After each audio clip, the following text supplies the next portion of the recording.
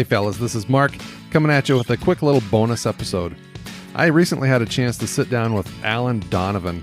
He is the curator and founder of Fathers' Lives Matter. He is a father's rights activist. And we had a chance to sit down and really dive into the inspired legacy. My story in particular, my background as a father, what kind of sparked the birth of the inspired legacy, and all things fatherhood. So it was a fun conversation, and I wanted to give you guys an opportunity to listen in. We recorded this on Instagram Live, so the audio quality is not spectacular, but I thought the conversation was worth sharing again. So here is my conversation with Alan Donovan. Hey, brother, how you doing? Pretty good. Like pretty much everybody else, we've been cooped up in the house for way too long.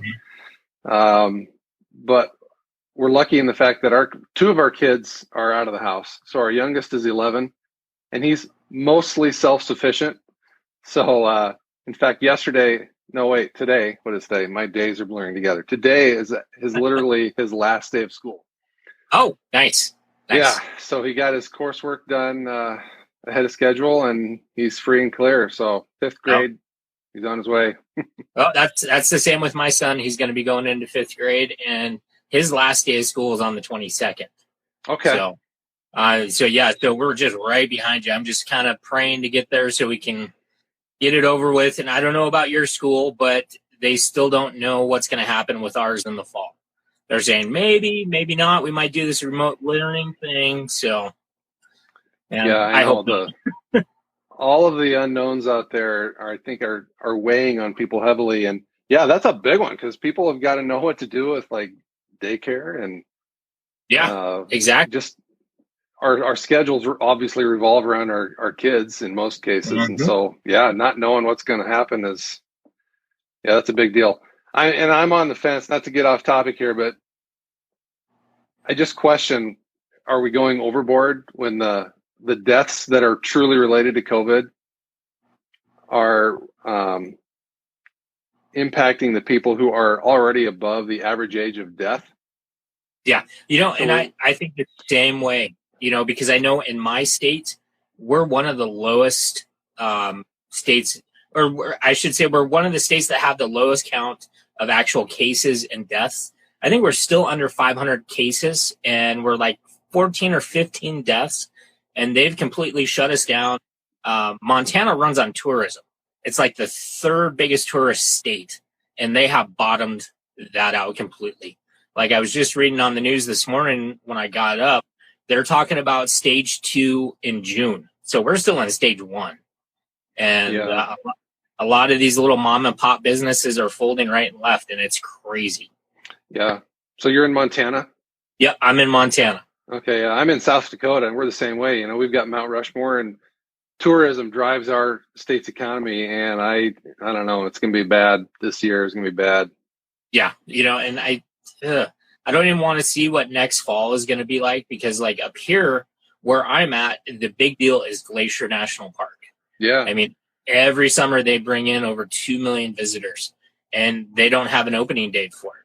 So I don't know what's going to happen. It's going to be interesting, but, God willing, we'll get through it, I guess. Yeah, it's going to be interesting. And, I'm a big college football fan too. And so I've got my fingers crossed that the season is not going to be impacted too much. Oh man. Yeah. All the sports have been canceled. I saw that UFC finally started back up and they started fighting again, but there's nobody in the arena. It's just the 2 fighters and the ref and the other officials. And that's it. So I saw the replay of the latest one. It just had a different vibe to it. There was just stillness in the arena. It was just weird. Stillness, no crowds, none of that. So I don't know. It's the new normal, I guess, is what they're calling it. Is gonna be weird. That's all I can say. For sure. So let's get back to talking about dads. So you have a dad's podcast, don't you? I've got a dad's podcast, and going strong for a little over a year now. Okay. Well, tell me about it. What do you focus on? So my podcast it's obviously for men, but dads in particular. And with every episode, I try to find guests or topics that are going to either equip or inspire dads to kind of step up out of that life of complacency and really step into that God-given role that and responsibility that we've been given as spiritual leaders in our home. And so we really want to try to speak into men's hearts, again, kind of stir or light a fire, if you will, through the topics of discussion or the message that my guests have to share, or myself for that matter. I occasionally go solo with some of my episodes, but really just try to, again, just light a fire in men's hearts to recognize the responsibility, the opportunity that we have as fathers to shape and mold our kids, not just to be, great citizens and people, but to become the people that God designed them to be, and ultimately that's ultimately what I want my legacy to be, is to for my kids and my grandkids to be able to look back and think, well, maybe Grandpa Mark or Dad was able to steer them in the right direction, and if other men can say the same thing and attribute some or part of that to the Inspired Legacy in my platform, then praise God. Then that's kind of why I'm doing it. So how did you come to do a podcast? Because I know everybody that I've talked to that does a podcast, myself included, we all have some kind of unique story that's brought us down this road. What was your story? So I have not articulated my story too many times, so bear with me as I stumble through this. Yeah, absolutely. But so my story in a nutshell is, my wife and I have been married for almost 25 years. It'll be 25 years in December. And that by itself is, it's a big milestone for sure, but it's not. That absolutely is a big milestone when you look at relationships today. So kudos to you guys. Hats off. Yeah, thank you. But it has not been an easy road, because we were high school sweethearts, and shortly after high school, we found ourselves pregnant, and we were 19. And so, 19 years old, freshman in college. Sorry, I've got something in my eye and it's just bugging me. I found myself at that fork in the road to where, okay, am I going to man up, so to speak? And, I love this girl. She was my girlfriend throughout high school, but not necessarily the speed in which we found ourselves having a child was not necessarily what I had envisioned for my life at that point in time. So I was at a fork in the road. Am I going to man up and do the right thing? Marry this girl, raise this kid, or am I going to take the easy way out? And so I chose to, do what I felt to be the manly thing at the time, and ask her to marry me. And we got married, and 4 or 6 months later, because she was pregnant, obviously, during the time of the wedding, we had our first child. Okay. A daughter. And so, we were married at a very early age, raising a kid, going to college, just a lot of things on our plate. It was difficult. And so I think marriage is hard anyway, under the best circumstances. And so when you compound that with being really young, going to college full time, and having jobs, and raising a kid, and being, again, at that early age, living not in the same town as either of our parents, just a lot of factors that contributed to, in hindsight, they were good years, but there were some rocky chunks of time in there as well. But we made it through with the support of family and friends. But you kind of fast forward, we graduate with our degrees, we move on with life. We end up moving to St. Louis for 7 years, where I got both of us kind of started our careers. And by then we had a second child. And so we would get young family, very career driven at that point in my life. And I wanted to put food on the table and provide for my family, like any responsible man does for his family. But I found myself putting way too much stock in, or I should say, too much of my identity was wrapped up in my career and my title, and I was too focused on climbing the ladder. Again, the reasoning was good. I wanted to provide for my family, put a roof over their heads. But several years, later, I had a little bit of a hiccup in my career. Nothing big, but it kind of knocked me back on my heels. And it caused me to reflect on, at this point in my life, we'd been married for, I don't know, 10 or 12 years. And it really caused me to reflect back on, the past decade of marriage and being a dad, and realizing, like, holy crap, like I was working hard, but I was too wrapped up in my career. And then beyond that, I was living in this state of complacency, just really kind of apathetic to everything else other than the typical, go to work every day, do your thing, come home, hang out with family. I didn't have a vision. Let me put it that way. I didn't have a vision for myself. I didn't have a vision for my family, short-term plan or long-term plan. It was just sort of like, okay, what are we doing today? The next day, what am I doing today? Just kind of going through the motions, right? And so, again, at this point in time, it's maybe 10 years ago, just kind of having a midlife crisis in my mid-30s. Yeah. And just really reevaluating what was most important in life. And I came to the conclusion that, like I said, I was too wrapped up in my career. And again, that's important. Guys need to be invested in their careers. But I needed to double down on leading my family well and leading myself well. At that point in time, I was a little overweight, not drastically, but a little overweight. Again, lacked vision for myself, lacked vision for my family. So through a lot of just prayer and meditation, and fortunately surrounding myself with other just kind of solid guys, slowly realized that there was an opportunity here for me to not just to share my story, but to help other men sort of avoid the path of complacency that I sort of succumbed to for many years. And so that's kind of where the Inspired Legacy was born out of, was, again, just kind of my way of giving back and helping to lead and guide men into having a clearer vision for themselves, for their families, and to ultimately more effectively step into that role of fatherhood. And that makes sense. Listening to you talk about the complacency, I totally understand that, because I'm like half in, half out of that mode right now. With this whole pandemic thing, I haven't actually been to work since, first part of March, and we're now almost into June. And, with my son being home 24/7, it's so easy just to get into that mode where I'm just like, hey, what's on Netflix?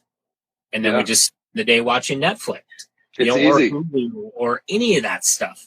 I mean, him and I have this game called Bite Life now that we've been playing together. He's on his tablet, I'm on my phone, and oh my God, it is such a time suck.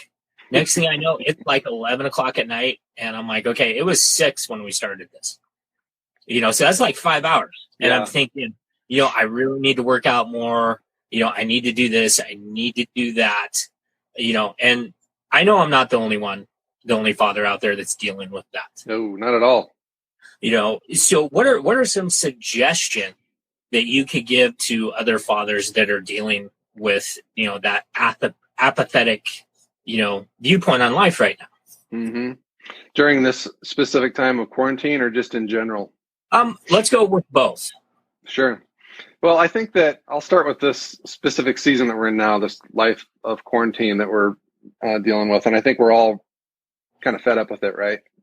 Mm-hmm. But like we were saying earlier, who knows when it's going to really come to an end. So I think that, the staying up late and playing games, I think that kind of stuff is okay as long as it doesn't become the norm. Yeah. Because at the end of the day, you guys were spending time together, right? Yeah, exactly. And you were having fun. And I think that that's okay. Again, everything in moderation, I think, is fine. And we deal with the same thing with my son. He would play Minecraft 24/7 if we let him. Yeah. And I'll sit down and I'll play with him for a while as well. And there have been many times where it's like, wow, that 3 hours just went by, and yeah, and it just flies by. yeah. So it's like you just gotta take it for what it is and realize that, okay, we spent some time together, we had some fun. Let's find something else to do tomorrow at this time so we don't turn this into a pattern of behavior. Because if you show that it's okay to do that, then they see that, okay, so it's okay for them to do that. And so you're sort of modeling that behavior to them. Leading by example, basically. Leading by example, yeah.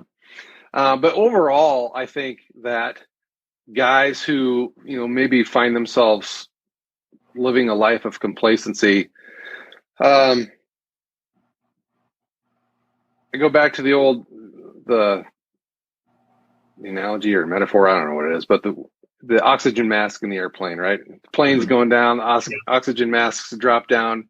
It's your responsibility to put your oxygen mask on your face first, so then you can help the others around you. And I think the same can be said in our lives when it comes to our families. Like, we've got to start with ourselves.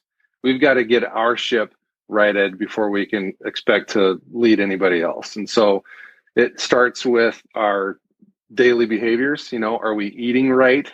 Are we getting enough sleep? Are we consuming the right things? Are we guarding our hearts, so to speak, as the Bible says? Because over time, what we feed ourselves, whether we're watching it or listening to it or eating it, that's who we become. And that's what we reflect outwards. And that's what we model to our kids and our family. And so I think we've got to start there. And I'm not saying we all need to be like supermodels, cut and lean and trim, but we've got to take care of ourselves physically and mentally so that we just feel right, so that we are balanced. And again, it goes back to diet and nutrition. It goes back to sleep. It goes back to just the little things that help us build self-discipline. And I hope it doesn't sound like I'm preaching, because I don't have all this figured out either. I just know that that's what I need to be doing. And I get off track from time to time. But because I know that the straight and narrow path is where I need to be, I know what I need to do to get back on it. And so I think that guys we need to start there. We need to take a hard look at ourselves in the mirror and ask ourselves, what am I doing now that I shouldn't be doing? Here's a good exercise for the guys listening that I've done it. You can't see it, but I've actually got a whiteboard over here in my office. And I've literally got a circle drawn. And inside the circle, I have listed all of the things that I should be doing to lead a positive lifestyle.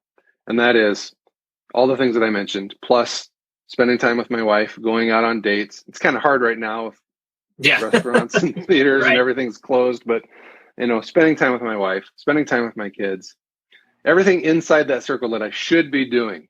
And then on the outside of the circle, I've got listed things that are a distraction and that are just pulling me away from living the life that I should be living. And that's things like, racking up credit card debt and, again, everything in moderation, but spending too much time watching Netflix or Hulu or what have you, the binging of that stuff, I think, is what I'm trying to get at.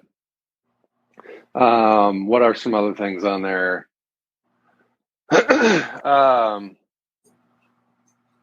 Reading. Reading is another thing. I find that if I have a stack of books that I want to read, it's much easier for me to not turn on the TV when I'm reminded by these books that I've always wanted to read, and here they are. And this is a perfect time for me to do a lot of reading. So I think that's a practical exercise that guys can work through. It's just a good visual reminder. And again, I've got it on my whiteboard. I leave it up there intentionally just as a visual reminder, because again, I get off track and I find myself doing things that I shouldn't be doing. And that's just a good reminder. And then, once we have ourselves kind of figured out, and we're never going to be perfect, right? We're always a work in progress. And I think it's important for people to have grace with themselves as they work through that and realize that it's not going to happen overnight. So don't get frustrated if you keep falling off the wagon.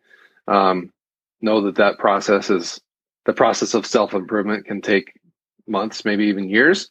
Mm-hmm. But as we improve ourselves and better ourselves, we can then start to model that behavior to our family. in what we say and how we act, how we handle certain situations. And then I think it's really important to be active as a family, to get out and spend some time together. And it can be playing video games, but I think, sitting down and playing board games together, or even reading together. Yeah. I've done that with my son, where we'll work through a book and we'll sit down and we'll keep it really light, because I don't want to force it down his throat. But it's like, hey buddy, let's just sit down. Let's just read 2 pages of this book.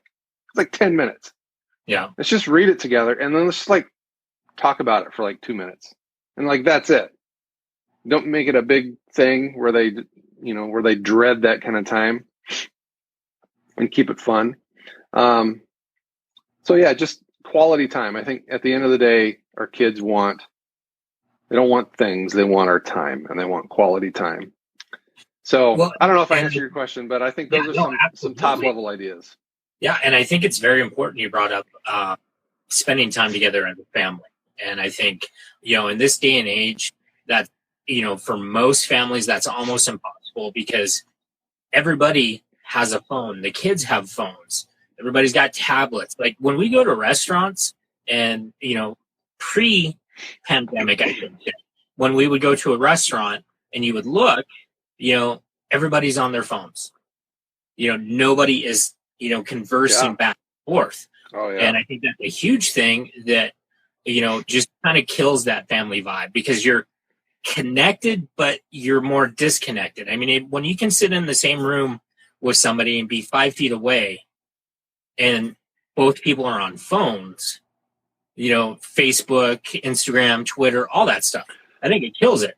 Totally. Absolutely. You touched on a key point, and it's something that we're never going to get away from, and it's going to continue to get harder and harder to combat as a parent. But it's the digital devices that you just mentioned, and the distraction that introduces into the family structure. And again, I don't think that they're evil necessarily, but I think that they can definitely become a wedge if we allow not people, but our family, our kids in particular, to spend too much time on them, and to treat them almost like a babysitter, so to speak, because that's the easy path. Hey, buddy, I got work to do. Go watch your tablet, play video games, whatever, and let that device babysit your kid. It's tempting and it's easy, but long term it's dangerous, and it physically, there's studies. In fact, I was trying to find the episode here on my computer, but there's studies that show that long term behavior with devices will physically rewire the brains of young kids. And scientists don't yet know what impact that's going to have as those kids hit the teenage years.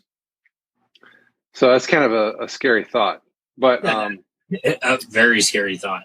Yeah. But back to your point, and just kind of summarize my thought there, that everything in moderation again, but those devices, if we let them, can, like you said, become such a distraction that we don't form relationships, even in our inner circle of family. And that's kind of sad. Oh, it's very sad. And I think it doesn't just stay with the family. I see a lot of people, complaining, that are in the dating world. You're trying to go on a date with someone, but they've got their phone. So then what do? You pull out your phone.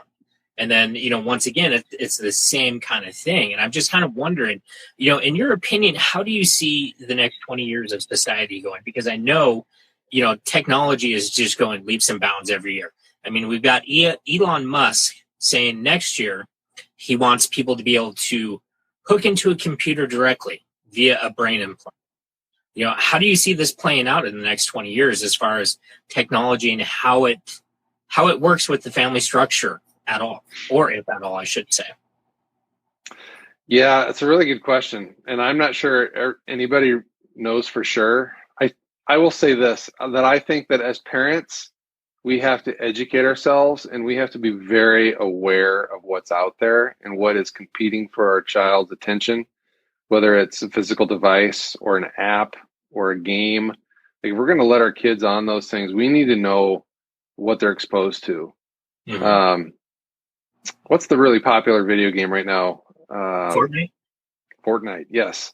I don't know a lot about it, but I know enough about it that I'm not getting my son involved in Fortnite. And I'm not saying that if you let your kid play Fortnite, it's fine. You probably know more about it than I do, but I just know that there's opportunities in that game and other games like it. Yeah. That introduce them, expose them to things that are not necessarily intended for kids or are appropriate for kids. And I will say this, that with video games, those are specifically designed to get them addicted, right? Yeah. And so video games that literally have no end, those are engineered to obviously get the kids to keep coming back and to play repetitively. So I don't want to turn this into a big video game lecture. But like Fortnite. Fortnite could be classified as one of those. And, it's funny that you bring up Fortnite. For the longest time, I was against my son playing Fortnite. Yeah. It would be like, can I play Fortnite? Nope. No, we're not getting into Fortnite. And I finally started letting him do it, but I make sure that, he can't actually like voice chat with anybody or, use the chat option, because I have heard a lot of stories about Fortnite as far as sexual predators being able to come in through Fortnite and then start, talking to these kids. So I totally understand that. And yeah. And again, everything in moderation, right? So if you let your kids play Fortnite, totally cool. And I think as long as you put some of those parameters in place, it's totally fine. And like we were talking earlier, if you guys sit down and play Fortnite together, it's a great way to have fun and bond, right? And just spend time together. But again, it just kind of goes back to moderation and having those defined parameters in place and making sure that they know what they can and can't do. No, that totally makes sense. Yeah. But going back to your question, the long-term outlook of society and how this all plays out, I don't know. I mentioned it already, but let's go back to educate yourselves as parents and just be aware of what's out there. And then, I'm not a theologian by any means, but it's very interesting to read what the Bible has to say about end times and how all of this could possibly tie into that. I'm not saying we're headed into end times. It's interesting. It's interesting. Man. Is it ever? I swear on like my Facebook, every day I get at least 3 to 4 videos about COVID-19, and it's tying to Revelation and, all this other stuff. And, I will admit that I am a conspiracy theorist, I should say. It's fun. But I also realize that if you look at something long and hard enough, you can start connecting any dots that you want. Oh, yeah. I mean, it's very simple to do that. And, you can all of a sudden be convinced that it's this kind of thing when in reality it's not. Yeah. So it's crazy to look at where we're at and think about, all the different possibilities to where it could go. And it's also kind of scary. It is. And I think that we're seeing a lot of that fear manifest itself, right? With COVID and not knowing what fall is going to look like, for example, like we talked about. I think especially men, we like to feel like we're in control. And right now, a lot of guys feel like they don't have control over anything. Nope. And it is scary. Yeah, we're essentially told where we can go, what we can do, what we can't do, and it's unreal. I honestly never thought that I would see this kind of situation going on in my lifetime. I didn't either. It blows me away that I'm watching this unfold. And I was thinking a while back when this first started that, how is my son looking at this? And what do I need to do to make sure that I give him the most, what the word I'm looking for, the most accurate information that I possibly can? Because he's seeing this through an entirely different perspective than what I'm seeing it through. And I came to the realization that, in a situation like this, I've got to be his rock. I've got to be able to, pinpoint my information that I'm passing on to him and make sure that it's accurate. I mean, if that makes sense, it's a weird position to be in right now. Yeah, 100%. 100%. You want to equip them with knowledge. You don't want to shelter them totally. Yeah. I guess, if they're young enough, you do, but at certain ages, you want them to kind of know what's going on, but at the same time, you don't want them living in fear. Mm-hmm. And you touched on a key point there. I think that as men, leaders of the home, we're modeling how we handle and react to this stress, right? And so I think it's important for dads to, if we find ourselves stressed over everything that's going on, we need to find ourselves an outlet. Yes. And so if that's just getting out of the house and doing some yard work or whatever it is, we've got to be able to kind of release some of those frustrations so we don't bring them into the house and let our kids see that in us. We've got to model sort of that steadfastness. Yeah, and that's an excellent point. I've been doing this for about 6 years now. And over the course of these 6 years, I've worked with, at this point, thousands of fathers spanning multiple countries. And, one of the things that I always come back to is I tell these fathers, because they're all going through custody battles. They're fighting to be a part of their children's lives. And one of the things that I tell these guys, I tell them, look, a custody battle is a meat grinder, man. It will tear your soul apart. I said, you have to be able to have something that is outside the bubble of this whole custody situation that you can escape to, something that has nothing to do with the other. You have to be able to find an outlet for everything that you're dealing with, because if you don't, it'll kill you. Yeah, 100%. I think that's why you see this surge of interest in jiu-jitsu and martial arts. I think that's a lot of guys are realizing. I don't do it myself just because I've got too many back issues, but I think a lot of guys are seeing that as just a great outlet to, like just what you said, kind of take some of those frustrations out. Yeah. So I think it's really key. Let me ask you this, okay? How does God factor into your life as a father and as a husband? Yeah, it's a really good question.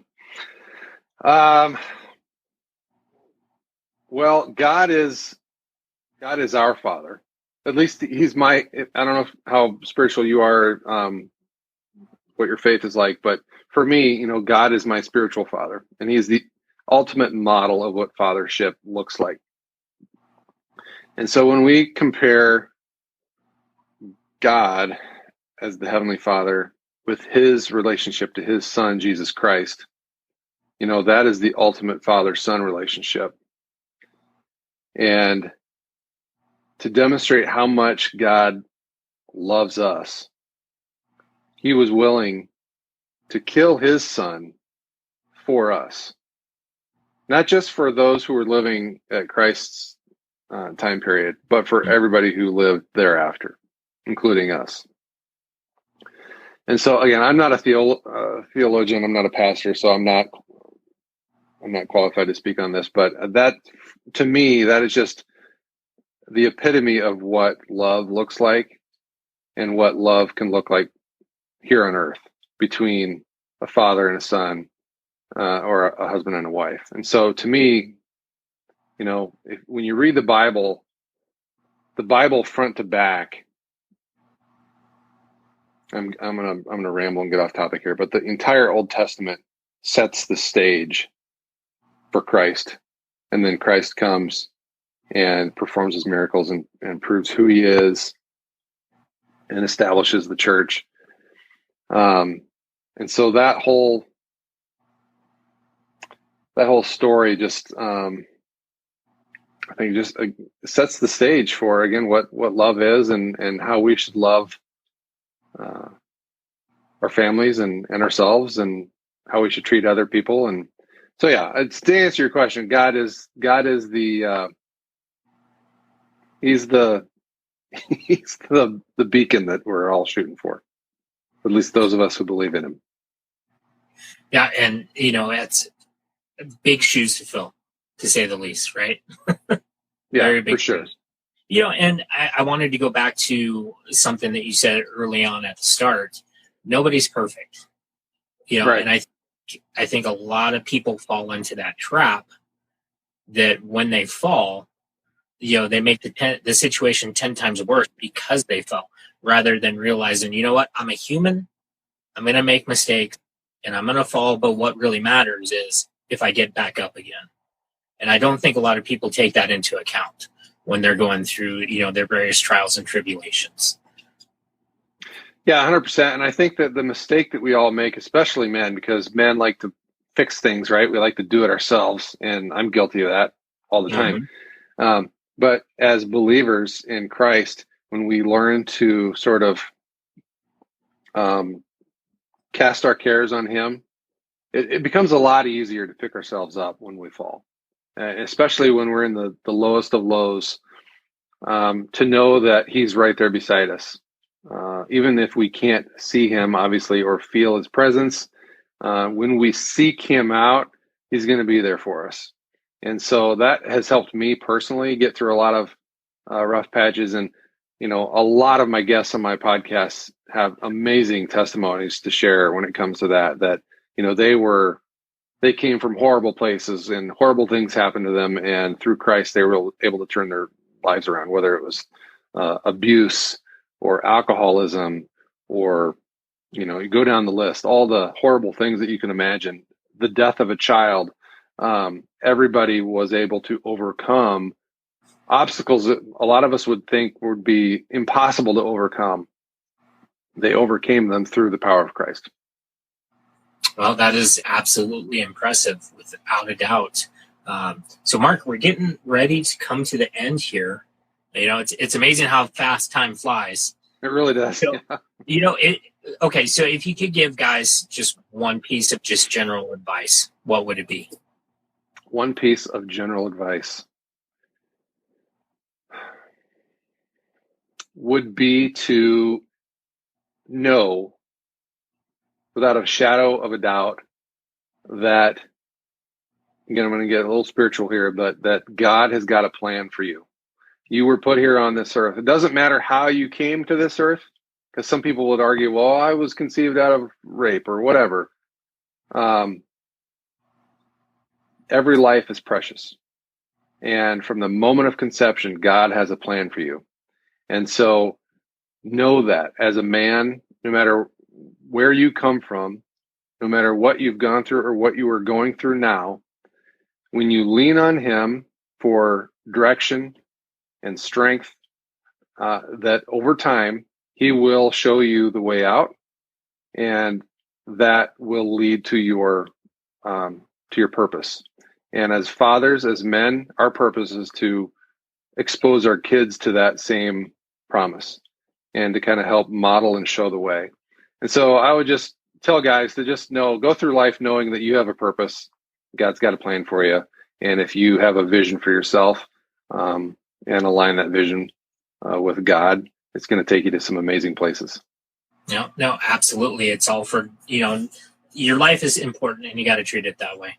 100%. It's not for nothing, I think, So before we let you go, throw some plugs out there. Where can I find your show? Yeah. So, again, my podcast is called The Inspired Legacy Podcast. My past guests have included Steve Weatherford, Ken Harrison of Promise Keepers. Comedian Jeff Allen, New York Times bestselling author Dr. Warren Farrell. Some of your viewers may be familiar with him. It's available anywhere podcasts are available. You can visit my website, theinspiredlegacy.com. You can find me on social at The Inspired Legacy. Pretty active here on Instagram, on Facebook as well. I've got a private Facebook group that I'd welcome anybody to join. It's 99.99% men and fathers. But welcome everybody to check that out and tune into the podcast. Awesome. Well, Mark, I want to thank you for coming on. I greatly appreciate it. And I look forward to talking to you again. I'm definitely going to go check out your podcast. Yeah, thanks, man. Alan, thanks for having me on, and thanks for the work that you're doing here. Absolutely. You're welcome, brother. All right? You bet. All right. See ya. Take care. Guys, I hope you enjoyed that. Remember, if you like this episode, if you like The Inspired Legacy, please subscribe, leave a review, and share our message, because when we work together to lift up fatherhood, we're going to change the world one dad at a time. Until next time, live inspired.